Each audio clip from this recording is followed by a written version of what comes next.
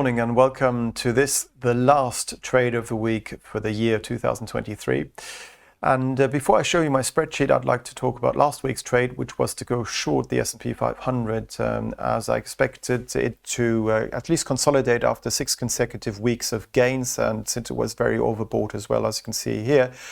So we went short just above 4,600 with a tight stop loss above the July high at 4,607. I think we just placed it around 4,640, but got stopped out on that trade. So that one lost us some money. And this brings me to my spreadsheet here. As you can see, this spreadsheet was done by a colleague of mine, and the three of us basically have done these trade of the week since the beginning of the year. And as you can see here, what we do is we put in the date when we put these on, short or long, then the market, the entry level, stop loss distance, the target, take profit distance, profit and loss per trade. And then more importantly, we also include a percentage for the spread that you're paying in and out of a trade.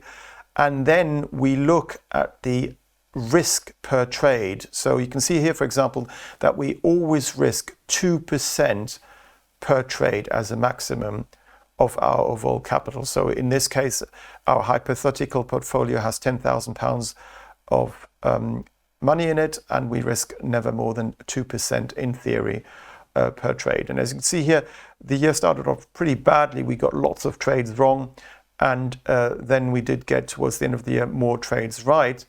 But what is really important here is that in the end, we managed to get a profit. And the reason we did so is because if we look at the reward to risk, every trade setup we have, we're trying to make more than we lose. So for example, here we made, potentially we could have made 2.3 times more than we risk, or here 6 times more, or 4 times more than we risk. And that's what you need to do in your trading as well. Try to get the odds in the favor, but also make sure your reward is on average bigger than your risk. And this has led us then, despite all of these losses, to a profit of 22.67% year to date.